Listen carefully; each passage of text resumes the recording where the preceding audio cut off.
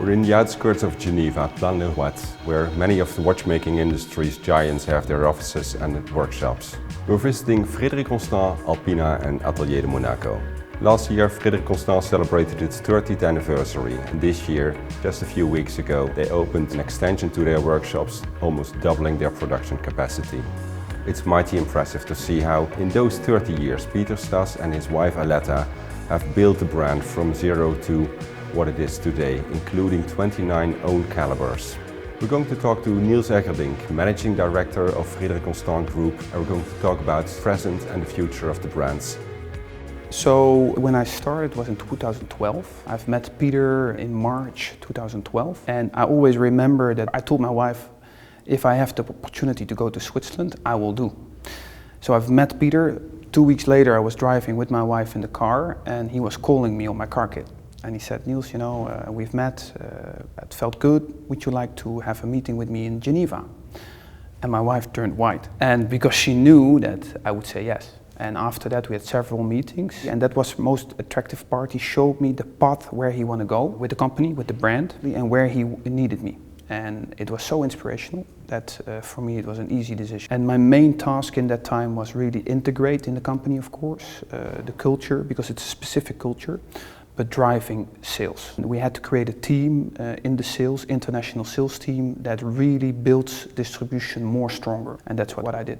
It's already 3 years ago, officially now, exactly that Citizen acquires Frederique Constant Group. I was in that time Vice President Sales, so we had different companies external, so we had a subsidiary in the US, in Hong Kong, in China, Germany, Switzerland, even in the center of Switzerland, and France. My position in that time was really maximize growth, secure the point of sales, the quality at the point of sales, and gain market share. When Citizen came across, it was clearly that they leave us driving the brands independently, but with a strong support on distribution. I have to say, in that time I was working intensely with the US, a market that, for my opinion, we were just scratching the surface in that time. We had already 250, 300 doors. But the opportunity is massive in the US. I think Citizen brand itself is the #2 watch brand in US, if you take away the Apple Watch. But besides Rolex, it's really a big brand, 4,000 point of sales, 500 people working there. So you can see what kind of machine can run the brands for us. And that was really the main objective. Well, now the good thing is now we are 3 years ahead, and I can clearly see that Alpina has been strong traction in the US. In the UK, they have been opening in the past 2.5, 3 years in the US 300 doors for Alpina. You clearly see the strength of that organization. That would never been done by ourselves. You need some leverage. But also FC, Frederique Constant, is much more different taken care of now in the US, in China. It's a multiple distribution strategy they have in China. In the US, they put the leverage behind, and we opened there already with the UK, Italy, US, China and Japan, I think another 500 doors. So you can immediately see the progression we have been making by the synergy. We started to have the discussions with the positioning for me already in 2017, because Peter, and by then he sold the company as a founder, and he wanted to really position a successor after him that has the same DNA. I have been educated for, in that time, 5, 6 years by Peter, and he really felt complementaire in the other hand, but also very aligned in how we work. We are Swiss-based, but we simply have a very strong Dutch DNA in this company. Hands-on, flat organization, and he wanted to continue with that. The strength of Peter and Aletta has been innovating, has been protecting DNA, constantly look at the price and the product. Good value for the price, and I think we continue doing that. We're even going to innovate more. In the coming years we have clearly projects scheduled that will bring the brand even to a higher brand awareness. But where we can see, it's good sometimes after a takeover and a successor comes in my position in this case, younger dynamics are coming in. Peter has worked for 30 years here, and he clearly opens up for me also to have the freedom to move. I really enjoy that. It's a different approach. I'm involving more the team, we're involving more the markets to discuss where the potential is and how to grow. This new factory was needed. First of all, 3 years ago we were constantly growing, and I clearly have seen in the past years some more struggle, but we also grow in volume. We needed more space. In the same time, we also wanted to have an experience built where people really understand watchmaking. With this experience on the ground floor, we explain what watchmaking means. We have been very successful with the brand, the story building with manufacture.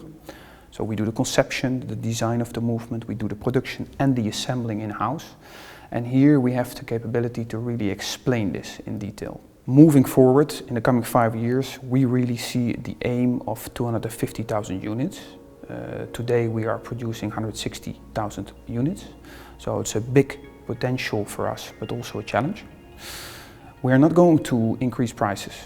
Actually, I think we're even going to be more accessible with more luxury, with the same pricing, but more better finishing. Now, upstairs we have now, where we previously in the old building had the T1, we called the production assembling, the assembling of the movement. We had it in the main floor, and now it moves up to the first floor, where we have a line of T1, T2, T3, and finally the straps bracelet T4 is in one line.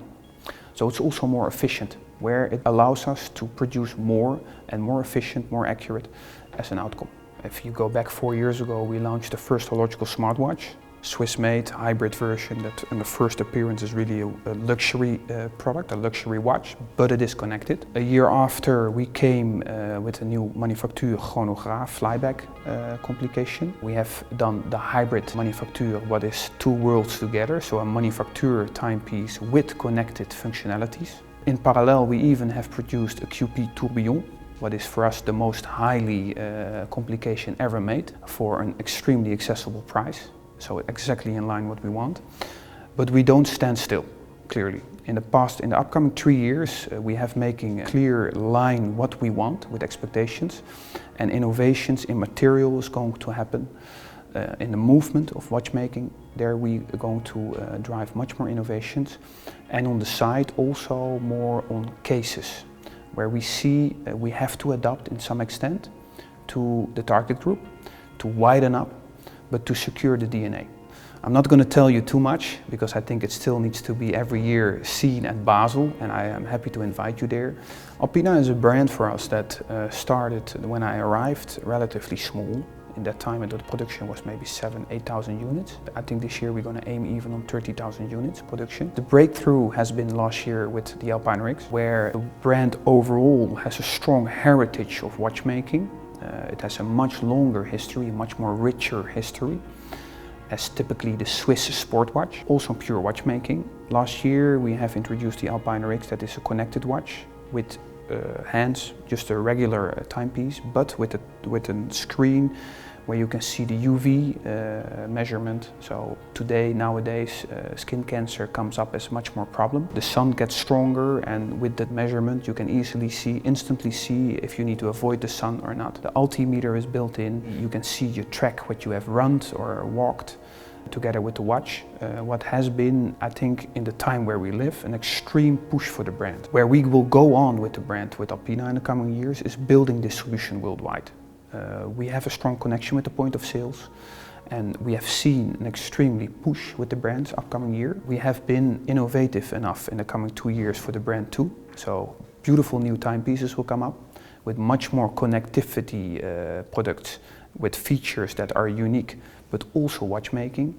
And it has the brand value in a price between 500 and 1,500 euro. That's the strength. And that's also an opportunity for a sporty brand, Swiss-made. To come back on the production capacity there and the expectations, I see the brand doubling in the coming 3 to 5 years.